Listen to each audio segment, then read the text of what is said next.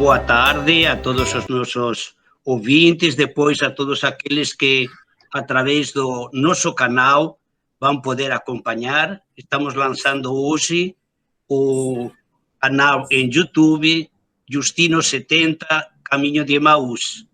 Pensávamos já fazer isso com a vinheta e tudo mais, mas houve algumas incompatibilidades de horários, alguém saiu de casa, então aí a vinheta ficou dependendo de outras pessoas, mas já está tudo pronto, já somente falta um pouquinho preparar o vídeo de apresentação, a vinheta está quase pronta, então acredito que ainda hoje, ainda esta tarde, podemos já colocar o vídeo de apresentação, que não vai ser este, vai ser o outro primeiro, e depois este já vamos veicular também, para que seja vocês, os amigos ou outras pessoas, vamos comunicar o link do canal, né? E então aí, a partir já praticamente desta noite, vocês já podem acompanhar o vídeo de apresentação, um vídeo pequeno que eu fiz para a apresentação exatamente, e depois este vídeo que vamos gravar agora, que vai ser também de apresentação do canal,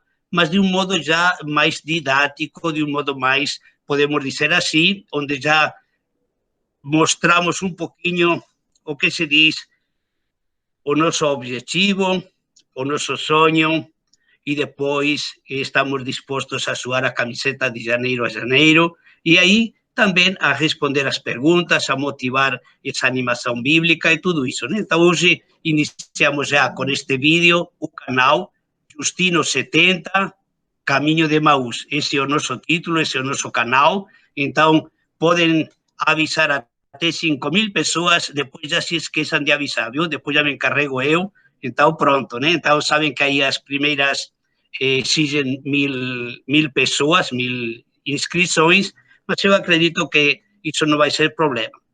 O importante é que nós queremos aprofundar a palavra de Deus e criar esta escola de animação bíblica em saída, para que muitas outras pessoas, através do canal, possam usufruir e saborear essa palavra de Deus, que todos nós percebemos que é como água fresca, aí quando vamos na praça, então queremos colocar aí uma fonte de água fresca na praça pública, onde possam ir as crianças, possam ir os jovens, possam ir os idosos, e fora desta pandemia, né? Então, todo mundo aí na praça a beber água da palavra de Deus. Agora é com você, Francisco, Almiro, Lei, é toda a família, viu? É a família dele, viu? Agora já confundo todos os nomes, mas isso forma parte das dificuldades dos primeiros 30 anos. Depois já ou morre ou supera, viu? Almiro, como você? Tá bom. Tá, então esse momento é um momento de apresentação do canal, e eu gostaria que o senhor falasse o porquê do nome Justino70, Caminho de Emaús. Falasse o porquê desse nome e depois qual o objetivo do canal. Olha, e esse nome tem muita coisa aí atrás, então não vou dizer agora, né? Esse é um segredo que vamos reservar para o último minuto, né? Como fazem na televisão. Esse é o cargo-chefe, né? Porque aí me perguntaram já várias vezes por que Justino70, por que Caminho de Emaús. Mas eu vou, antes disso, vou dizer um pouquinho qual é o nosso sonho através do canal, isso sim. E depois, aos pouquinhos, vamos dizer esse Justino70, né? Que tem todo um segredo, né? Não vamos revelar. O segredo do pulo do gato não se revela a ninguém, né? Isso, a gente já sabe isso, né? Então, a gente, isso fica um pouquinho para o último minuto. Não disse, mas falaram que ia apresentar logo. Almiro, exatamente, é assim que se faz Almiro, né? Dice, por que Justino70? Exatamente, aí você já capta toda a atenção, mas eu vou revelar qual é o nosso sonho de canal Justino70, Caminho de Emaús. Olha, o nosso sonho é o seguinte, fazer hoje, aqui em Manaus, lá em Fortaleza, e sei lá, em Cuba, sei lá, em África do Sul, sei lá, na Argentina, sei lá, em Santiago do Chile, sei lá onde, fazer hoje o Caminho de Emaús. Quer dizer, pelos caminhos da Amazônia, do Japão, da África do Sul, ou do Sudão, da Alemanha, acompanhar as pessoas no caminho de volta a casa. É aquele caminho que estão fazendo os discípulos de Emaús, que estão voltando para casa, e voltam com as asas quebradas, voltam com as desilusões, as frustrações da vida, com os sonhos feitos cacos, sem esperança, desanimados. Nós esperávamos, né? Então, nós queremos oferecer este caminho de Emaús, junto com o ressuscitado, e como fazer sonhar. Esta é a nossa dificuldade, este é o nosso desafio. Como fazer sonhar hoje, jovens, adultos, crianças, famílias, nos tempos de turbulências e tempestades que estamos vivendo, um mundo que procura poder, arrogante, e que não se importa com os pequenos, com os pobres, com as pessoas fragilizadas. Como fazer exatamente sonhar, ter esperança a partir dos pequenos, a partir dos últimos. Então, esse é o nosso sonho. E Francisco Almiro, né? Agora vamos já, o apelido vai ser Francisco, o apelido de Almiro, viu? Então, aí pronto, sempre certo, viu? Então, Almiro, e quais os objetivos? Pois os objetivos de Canal Justino 70 são os seguintes: ser um espaço de reflexão, de estudo, de aprofundamento da palavra de Deus. Então, um espaço, sem espaço, porque vai ser virtual, né? Então, um espaço que se oferece à reflexão, ao estudo e aprofundamento da palavra de Deus. Quer ser um caminho de animação e formação bíblica missionária. Um caminho onde as pessoas vão se encontrando e quer ser animação bíblica missionária, animação da palavra de Deus. Ser também uma fonte de diálogo, de encontro e de caminhada solidária a partir dessa palavra viva de Deus. Ser escola de animação bíblica para compartilhar a palavra de vida, a alegria, a esperança, que possa saciar a fome e a sede do coração humano. Como diz Amós, aquele sonho de se tomara que todo o povo tenha fome e sede da palavra de Deus, né? E, como dizia Pedro, quando os discípulos estavam indo embora, disse, e vocês também querem ir embora? Aí Pedro toma a palavra e diz, Senhor, a quem iremos? Somente tu tens palavras de vida eterna. O último objetivo de Canal Justino 70 é ser sabedoria para despertar as sementes escondidas no coração de cada pessoa. Vejam aí no início da Bíblia, lá no capítulo 1 de Gênesis, se diz que Deus cria o ser humano, homem e mulher, mulher e homem, a sua imagem e semelhança. O Canal Justino 70 quer exatamente oferecer isso, descobrir essa semente que está colocada no coração humano, essa semente de plenitude, de vida, de paz, de alegria, de esperança, de solidariedade, de justiça. Então, fazer que frutifique no meio das comunidades, que frutifique no meio dos jovens, que sintam no coração a palavra de Deus, que faça vibrar, que faça cantar, que faça encantar o mundo, hoje que estamos aí com esses desafios tão grandes da pandemia, mas que temos também outras pandemias aí que estamos enfrentando também, a pandemia da indiferença, a pandemia da violência, né? Hoje, 2 dias atrás, estava aquele julgamento, né?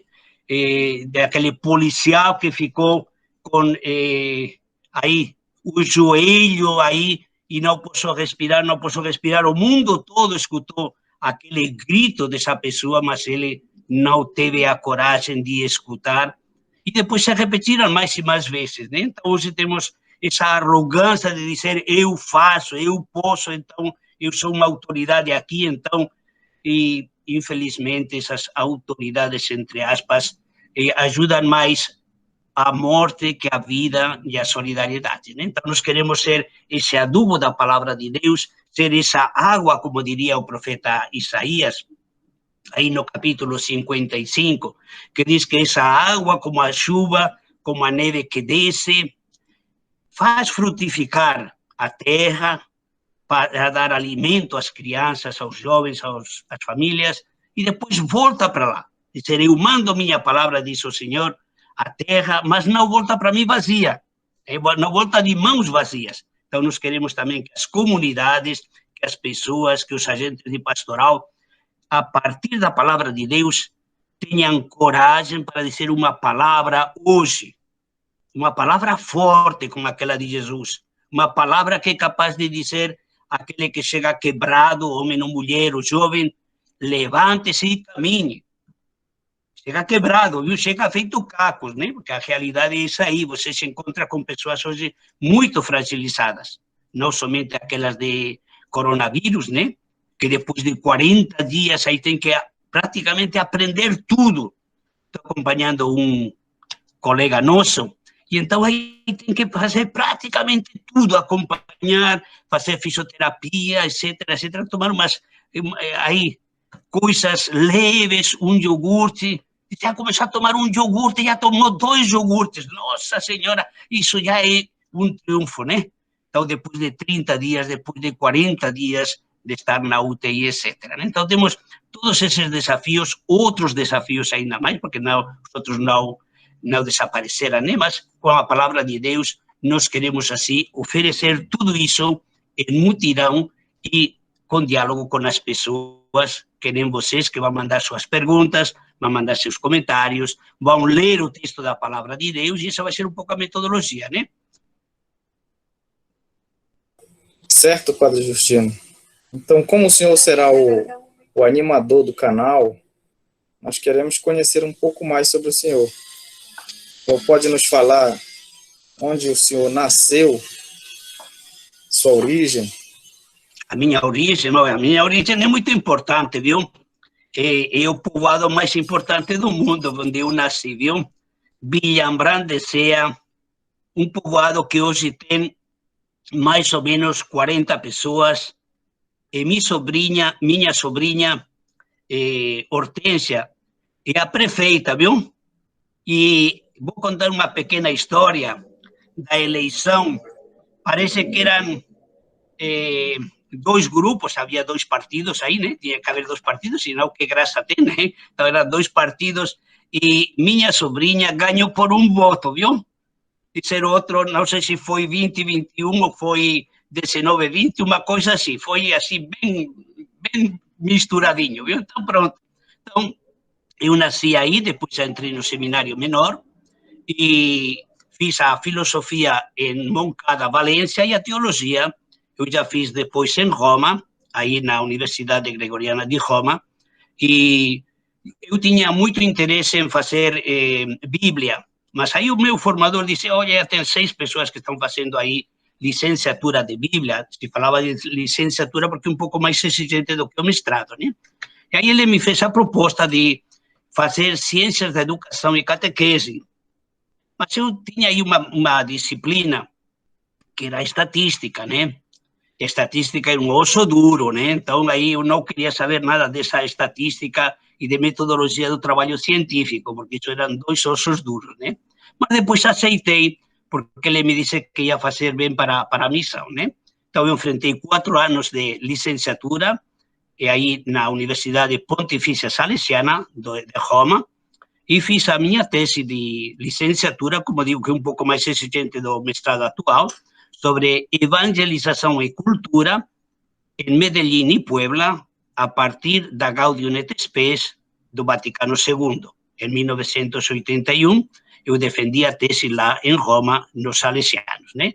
Em Ciências da Educação, Catequese, e com essa tese sobre evangelização e cultura em Medellín e Puebla, e depois, a partir do Concílio Vaticano II, da Gaudium et Spes.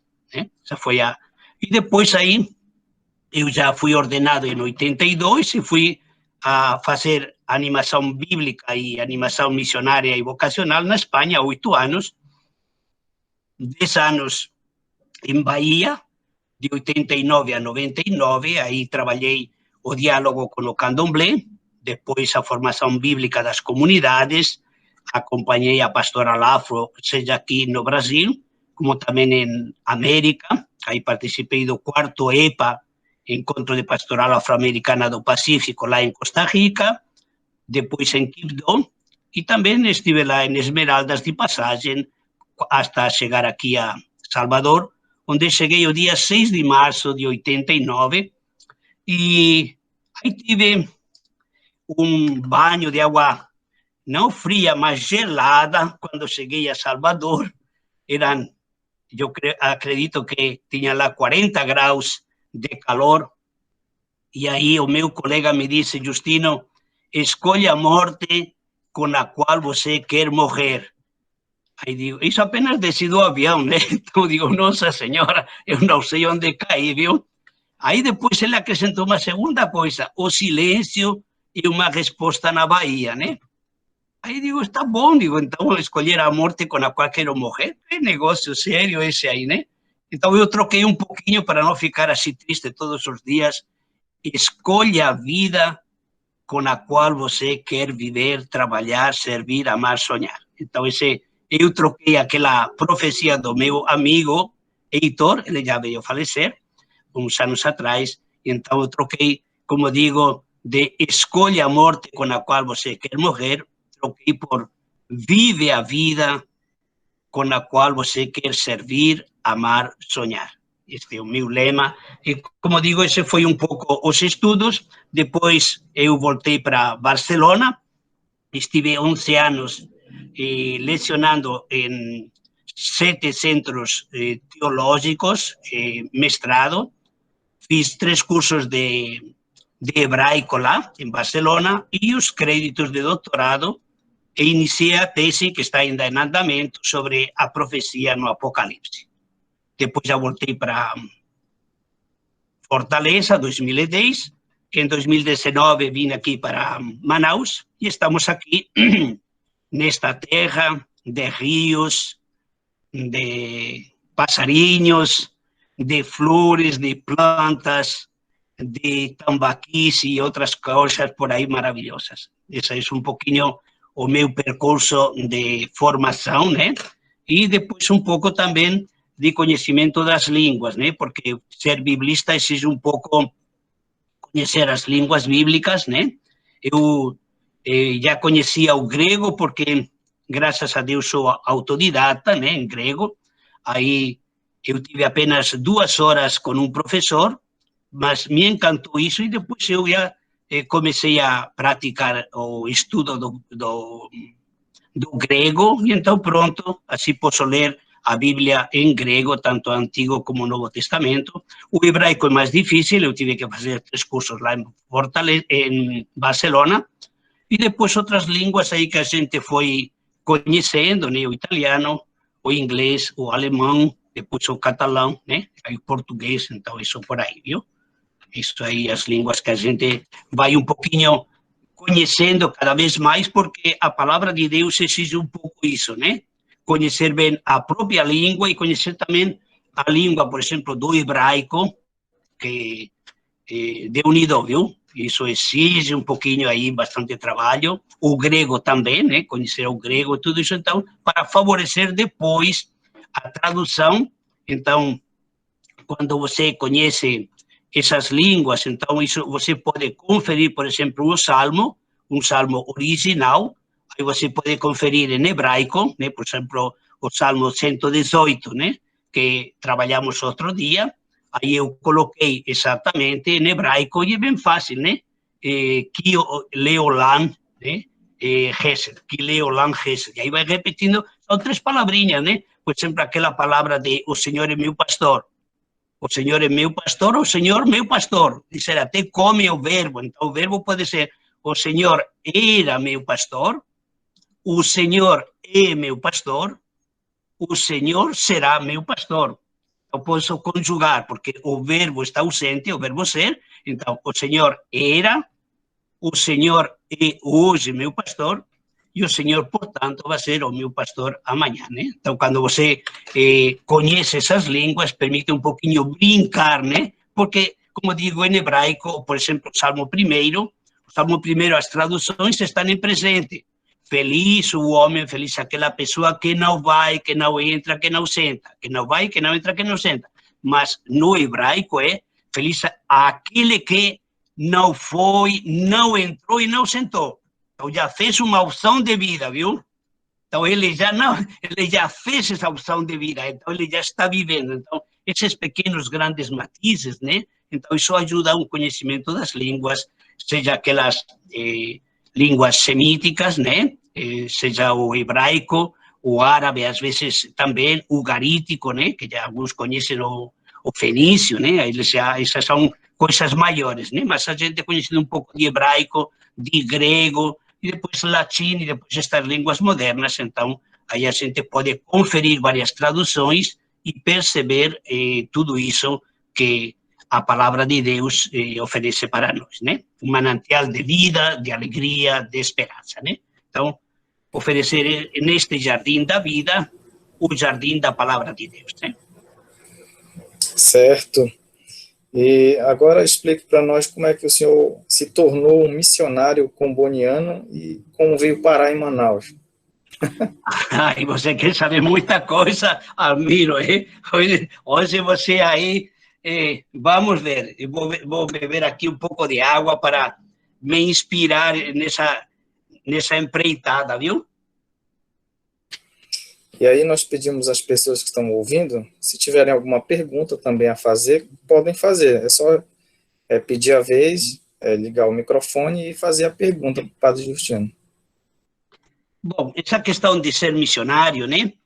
Aí, em primeiro lugar, tinha chegado no meu povoado o irmão Gaspar de La Salle e queria nos levar lá para Mollerussa, lá para Catalunha. Isso naquela época, eram como 23 horas de trem. Isso era uma coisa assim, uma grande odisseia, né? Então, aí, os dois que nos apontamos, desistimos. Aí, um dia, o padre Guilherme, né, que era o pároco, aí disse, olha, disse, tem aí Alexandre, um vizinho, disse, aí de Lagartos, que vai ir aí aos combonianos. Disse, vou dar o meu cartão de visita, já e pronto.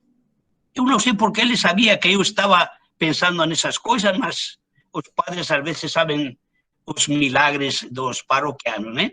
Então, e pronto, aí com minha mãe, eu falei para ela, e um dia pegamos uma jumentinha e fizemos os 15 quilômetros que levavam até Saldanha.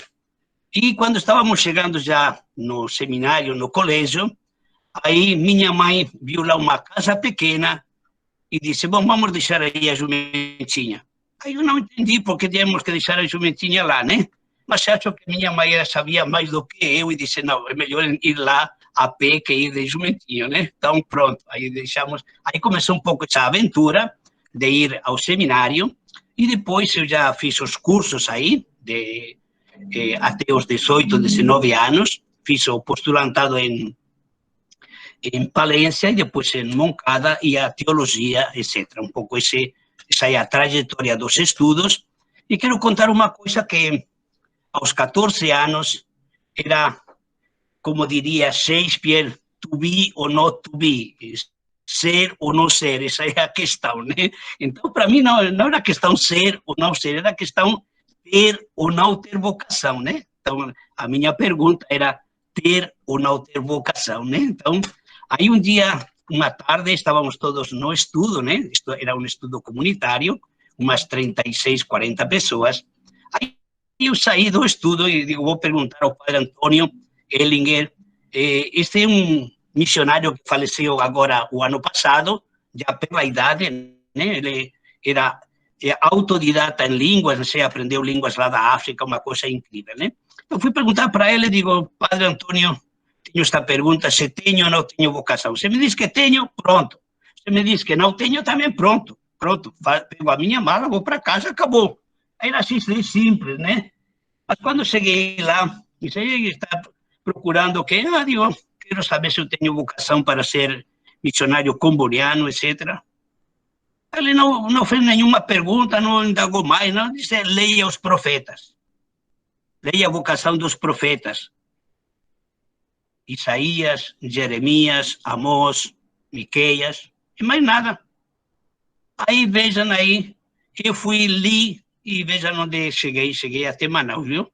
Então, não aconselho vocês a ler os profetas, muito menos Isaías, Jeremias, Amós, que depois vocês correm o risco de chegar aqui até Manaus, né? Então, antes de chegar até Manaus, eu estive em Salvador 10 anos, aí estudei, aí trabalhei a questão do candomblé, a pastoral afro, a formação bíblica teológica das comunidades, bíblica missionária, e depois em Catalunha, 11 anos, aí aprendi o catalão, né? Eu cheguei o dia 4 de outubro, e o dia 6 já fui na universidade em catalão. Digo, se eu vou lecionar em catalão, pronto, aprendi sem pagar um tostão de curso em catalão, eu fui e lecionei por 11 anos lá de teologia, de mestrado em 7 centros teológicos.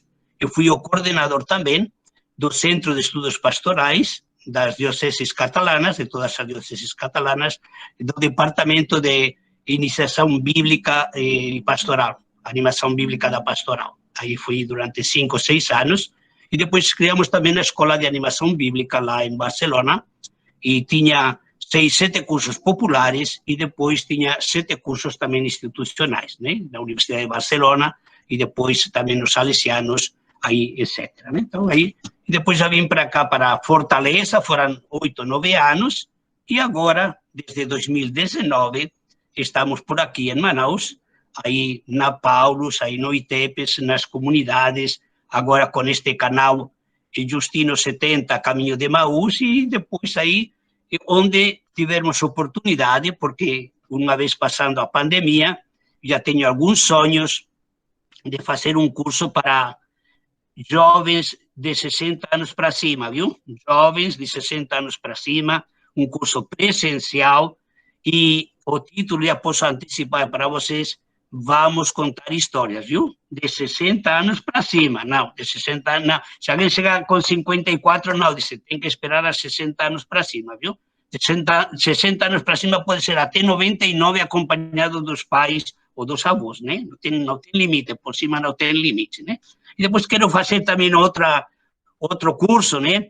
De contar histórias para crianças, viu? Esses são os 2 projetos que eu tenho por aí, quando acabar esta pandemia, né? Já no presencial, já tem que ser no presencial, porque através destes meios fica mais difícil, né? Mas no presencial, como digo, se vamos contar histórias para idosos, né?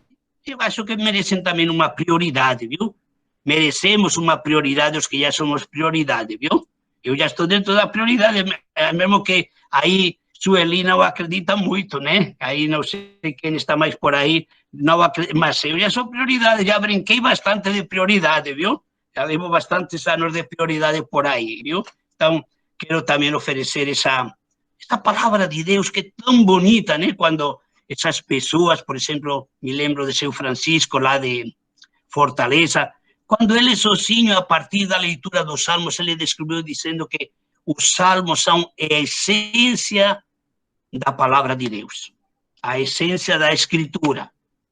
E, digo, é um senhor muito simples, mas descobriu exatamente isso. Então, acho que vale a pena, crianças, jovens, adultos, famílias, oferecer esse espaço, essa praça, onde, como diz Jeremias, ter essa fonte onde todos possam ir beber, as crianças que estão brincando lá e sentem sede, pronto, vão lá beber, as jovens estão lá também conversando, as famílias, então oferecer essa fonte de água viva da palavra de Deus, né?